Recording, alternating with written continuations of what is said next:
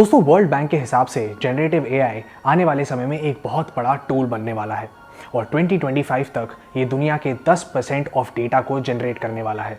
Generative AI, जैसा आप लोगों को पता होगा, नए क्रिएटिव और रियलिस्टिक आउटपुट्स देता है with the existing data sets. अभी तक इसके मेजर फील्ड्स हैं art and design, music, text और स्पीच, जहां वो एक इनपुट और प्रेफरेंस को लेकर कुछ भी क्रिएट कर सकता है, जैसे ChatGPT, DALL-E, Lexica art और वेलसेड लैब्स। पर किस तरीके से हर एक इंडस्ट्री इसका यूज कर सकती है और कैसे ये एफिशिएंसी को 100 या 1000 गुना ज़्यादा बढ़ा सकता है और कैसे कुछ कंपनीज ऑलरेडी इसको यूज़ करके आगे बढ़ रही हैं, आज जानेंगे इसको वर्ल्ड बैंक के नज़रिए से। जनरेटिव एआई एक्चुअली 1950s और 1960s में इंट्रोड्यूस हुआ था, जब कंप्यूटर ग्राफिक मॉडल्स को ट्रेडिशनल स्टैटिस्टिकल मॉडल्स के बेसिस पे डेवलप किया जा रहा था। जनरेटिव एआई हमेशा से प्रोग्रेस ही हुई है with more data sets, computer hardware and algorithms. पिछले 5 से 6 साल में वर्ल्ड बैंक के हिसाब से जनरेटिव एआई की परफॉर्मेंस एक्चुअली ह्यूमन परफॉर्मेंस से आगे निकल गई है। जनरेटिव एआई के बेसिकली 2 टाइप्स हैं, एक होता है इम्प्लिसिट, दूसरा होता है एक्सप्लिसिट। ये मेजर टाइप्स हैं। इसके कुछ सब डिविजन्स भी हैं, पर इतनी डिटेल्स में हम नहीं जाएंगे ताकि आप लोगों के लिए भी थोड़ा आसान रहे और हम हर एक इंडस्ट्री में इसका बेसिक यूज केस समझ पाएं। तो चलिए एक आसान से एग्जांपल के साथ इस टाइप को समझने की कोशिश करते हैं। फर्ज करिए कि आपके पास एक जार है जिसमें बहुत सारी कैंडीज भरी हुई हैं, जैसे रेड, ग्रीन, ब्लू और येलो। अगर आप एक एक करके इसमें से कैंडीज निकालनी शुरू करेंगे और गिनेंगे कि हर एक कलर की कितनी कैंडीज हैं, तो हो सकता है कि आपको एंड रिजल्ट ये मिले कि अलग अलग नंबर्स हैं या फिर सेम नंबर्स हैं। पर अगर जार में कैंडीज के नंबर अलग हुए, जैसे रेड येलो से ज़्यादा हुआ, तो प्रोबेबिलिटी के हिसाब से रेड पहले सेलेक्ट होने की उम्मीद है। और ऐसे पैटर्न आइडेंटिफिकेशन को प्रोबेबिलिटी ऑफ डिस्ट्रीब्यूशन कहते हैं। इस प्रोबेबिलिटी ऑफ डिस्ट्रीब्यूशन को समझना इसीलिए ज़रूरी है क्योंकि दोनों एक्सप्लिसिट और implicit models probability of distribution data पे ही काम करते हैं। चलिए एक छोटा सा एग्जांपल और लेते हैं। मान लीजिए कि एक शेफ है जिसको एक केक बनाना है और उसके लिए एक नई रेसिपी चाहिए। अब इसका एक तरीका यह है कि शेफ इसकी एक प्रॉपर रेसिपी बनाए जिसमें हर एक इंग्रेडिएंट का एग्जैक्ट मेजर पता हो, जिससे आपको एक कंसिस्टेंट रिजल्ट मिले। इस मॉडल को एक्सप्लिसिट मॉडल कहेंगे क्योंकि डिस्ट्रीब्यूशन ऑफ इंग्रेडिएंट्स बहुत एक्सप्लिसिटली मेंशन्ड है। पर अब एक दूसरा तरीका भी है जहां शेफ अपनी एक्सपीरियंस और इंट्यूशन के हिसाब से केक बनाने की प्रोसेस को शुरू करे, जहां कोई स्टेप बाय स्टेप प्रोसेस नहीं है पर एक अच्छी डिश फिर भी बनाई जा सकती है।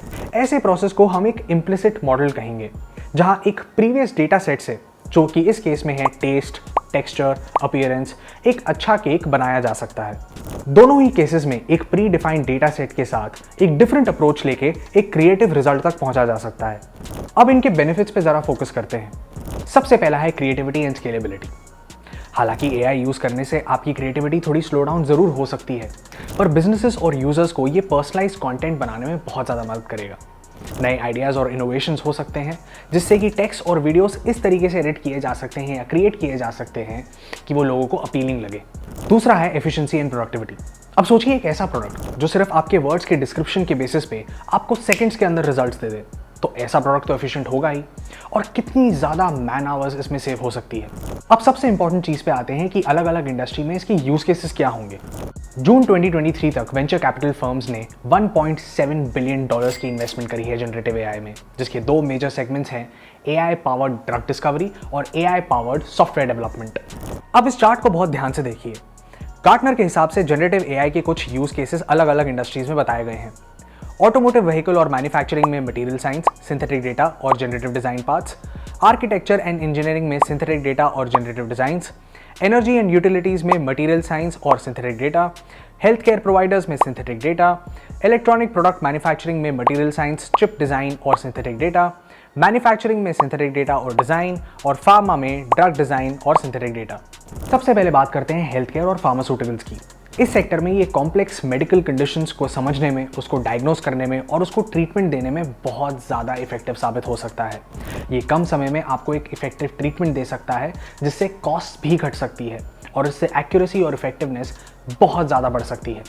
मेडिकल इमेजेस जो यूजुअली हमें देखने को मिलते हैं, जैसे x-rays, computer tomography, magnetic resonance imagery scans, ये अबनॉर्मलिटीज़ और प्रॉब्लम्स को डिटेक्ट कर सकती हैं और सिंथेटिक डेटा से आप क्लिनिकल रिसर्च डेटा सेट से फेक डेटा क्रिएट करके ट्रेनिंग सिमुलेशंस में भी यूज़ कर सकते हैं और ये अमंग्स इंस्टीट्यूशंस भी शेयर की जा सकती हैं।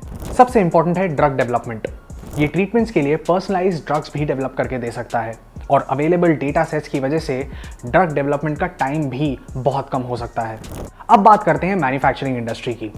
जनरेटिव एआई की मदद से पर्सनलाइज्ड यानी टेलर मेड टूल्स डेवलप किए जा सकते हैं और मटेरियल सिलेक्शन और प्रोडक्शन टेक्निक्स इंप्रूव करके एफिशिएंसी इंप्रूव की जा सकती है। मेंटेनेंस और क्वालिटी कंट्रोल में सबसे पहले इसका यूज केस निकला, फिर उसके बाद इसे केमिकल मैन्युफैक्चरिंग और मटेरियल्स में भी यूज किया जा रहा है।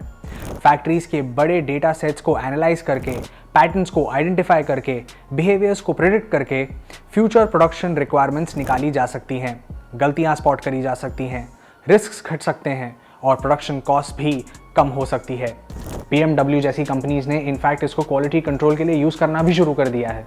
अब बात करते हैं मीडिया, आर्ट और एंटरटेनमेंट इंडस्ट्री की। हाल ही में डीजे डेविड गेटा ने अपने एक गाने में एमिनेम की आवाज़ को आर्टिफिशियल इंटेलिजेंस के थ्रू ऐड कर दिया। गेमिंग इंडस्ट्री में भी बहुत सारे ह्यूमन लाइक कैरेक्टर्स और गेम्स क्रिएट करे जा रहे हैं। वीडियोस की रेजोल्यूशन को बढ़ाना, नॉइस रिमूव करना, रियलिस्टिक कलर्स ऐड करना, ये सारे काम अब आसानी से किए जा रहे हैं।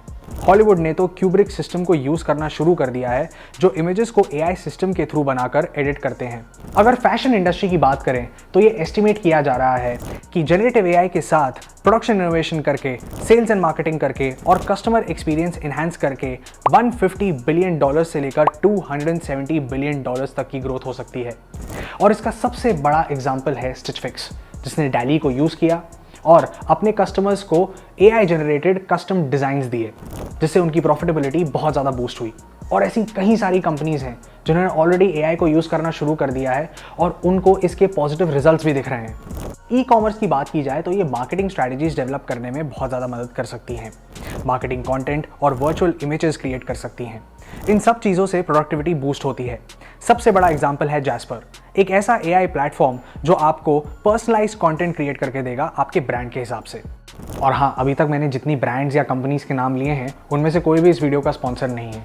ये सिर्फ मैंने आपको इंडस्ट्री एग्जाम्पल्स के तौर पे बताए हैं। वर्ल्ड बैंक ने अपनी रिपोर्ट में कोरिया का एग्जाम्पल भी दिया है और ये भी कहा है कि कोरिया का अप्रोच एआई को लेकर काफ़ी अलग है और काबिल तारीफ है।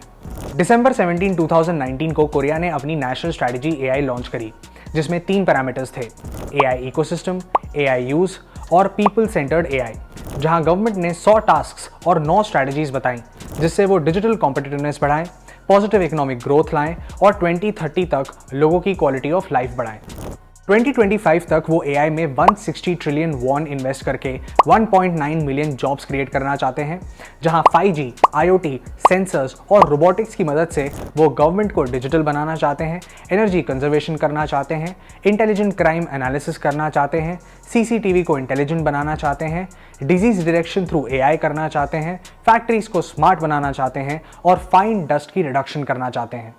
पर इंडिया में ये कहाँ और किस स्पेस पे यूज़ होगा, ये देखना बहुत इंटरेस्टिंग होगा, क्योंकि 2030 तक बहुत सारे रेवोल्यूशनरी यूज केसेस एक्सपेक्टेड हैं। Hey guys, thank you so much for watching that video. अगर आपको पसंद आए तो please hit the like, share and subscribe button down below. अगर आप चाहते हैं कि हम किसी भी ब्रांड या एंटरप्रेन्योर पे कोई स्टोरी करें या फिर जियोपॉलिटिक्स या इकोनॉमिक केस स्टडी कवर करें तो please do let us know in the comments. We will be more than happy to do so. Will see you in the next episode. Till then take care, good bye.